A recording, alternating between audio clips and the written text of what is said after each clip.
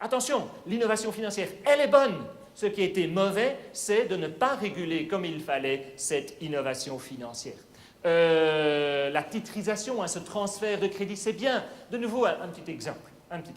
Vous êtes américain, pour un soir où nous serons américains.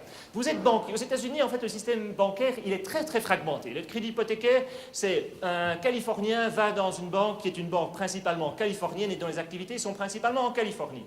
Il y a un petit souci, c'est le tremblement de terre. On ne sait pas quand il va arriver, mais il va arriver. Et donc, si vous êtes banquier en Californie et que vous ne prêtez que pour la construction d'immeubles, de maisons, d'appartements en Californie, vous courez un risque majeur, celui du grand tremblement de terre. Et si vous êtes en Louisiane, vous ne dormez plus, non pas en peur du tremblement de terre, mais parce que vous pensez que tous les biens que vous avez financés vont être emportés par la deuxième vague de Katrina. Et donc, qu'est-ce que vous faites? Qu'est-ce qui est intelligent? C'est de s'échanger une partie des risques. Et c'est ça le mécanisme derrière la titrisation. Donc la titrisation, ce transfert de risques. Vous prenez des choses qui ne sont pas bonnes, comme de la mortadelle. Vous agrégez tous des déchets de viande, tous des mauvais crédits. Tous des mauvais crédits, vous en faites un grand morceau. Si vous devez mordre à pleines dents là-dedans, berk, mais si vous parvenez à le saucissonner, à en faire de fines tranches, c'est peut-être meilleur de manger un sandwich avec une fine tranche de mortadelle que du pain sec. C'est ça l'image qu'il faut avoir à l'esprit. Ça vous dit où le banquier était tombé. Dans cet environnement, on a connu une véritable descente aux enfers. Les analystes et les économistes qui se sont trompés et qui doivent certainement balayer devant leur porte. Ils peuvent aussi botter en touche et dire « oui, mais c'est l'autorité régulatrice qui n'a pas bien régulé, c'est certains banquiers qui se sont mal comportés, c'est des clients qui ont cru... Là, je vais vous choquer. Pour achever de vous... Je peux être politiquement incorrect? Je crains que parmi vous, il y ait peut-être l'un ou l'autre client d'une succursale, d'une filiale, d'une banque islandaise. Je vais vous raconter l'histoire suivante. Mon voisin a été la semaine dernière à la pizzeria. Et en fait, il m'a dit, mais tu dois absolument aller dans cette pizzeria. Parce que moi aussi, j'aime bien emmener les enfants à la pizzeria. Et d'habitude, pour leur pizza, la margarita, ils la font à 9 €. Et le voisin, il m'a dit, mais t'es bête d'aller encore là. Regarde, moi, je vais aller à la pizzeria qui vient de s'ouvrir là. Là, elles sont à 3 € les pizzas. Il est revenu, et le lendemain, toute la famille était malade. Non, c'est faux, je vous rassure. Mon voisin va très bien. Mais si vous allez chez Peugeot, et que vous pensiez éventuellement acheter une Renault Espace et qu'il vous parle de la 807. Et vous dites la 807, c'est comme l'Espace, mais le tiers du prix. Vous allez vous dire qu'il y a, comme on dit à Bruxelles, un stud. Il y a comme un problème. Alors, peut-être bien que Renault abuse et vend trop cher, mais peut-être que Peugeot, c'est pas exactement... Je ne veux pas avoir de problème avec Peugeot, je ne suis pas payé par Renault ici.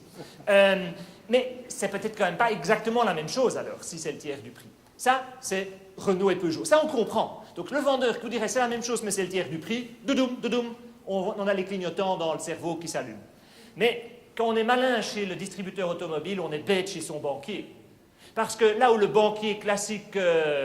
vous offrez généreusement pour votre livret d'épargne, en fait généreusement, beaucoup trop peu généreusement, et en fait ils périront par là où ils ont péché. Mais ça c'est dans un autre contexte, c'est pour dimanche. Ils vous ont offert un taux d'intérêt ridiculement bas, avec leur 1,5% augmenté d'une joyeuse prime de fidélité et d'accroissement qui calculait de telle manière qu'en fait vous ne la touchez que très rarement. Et puis tout à coup, il y a un sauveur qui vient vous proposer du 6%. Et vous pensez que le 6%, ça vaut le 1,5 fois. Mais non, évidemment. S'il y a une banque qui arrive et qui propose du 6% et qu'elle vous dit que c'est garanti, l'intelligence humaine veut que l'on se dise « oui, mais attendez, c'est garanti par qui, ça ?» Ah ben, garanti par moi-même. Oui, ça, c'est déjà un petit peu moins convaincant. Donc, le client type de la succursale de la filiale islandaise... il a une part de responsabilité, mais je redis, en tant que banquier, je vais balayer devant ma porte d'abord et pas aller botter en touche en disant c'est parce que les clients ont été crédules ou avares qu'ils ont eu le sort qu'ils méritaient.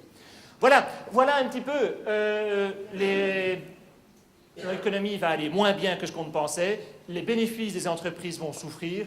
Aujourd'hui, les analystes financiers attendent encore une progression des résultats 2009 par rapport à 2008. C'est les derniers points. Si vous regardez les lignes, c'est un peu compliqué, mais regardez la ligne 2009, c'est celle du milieu, et au-dessus de la ligne 2008, c'est celle du bas. Ça veut donc dire qu'ils s'attendent à une augmentation des bénéfices aujourd'hui par rapport aux bénéfices qu'ils attendent pour 2008. Ça, c'est parfaitement illusoire.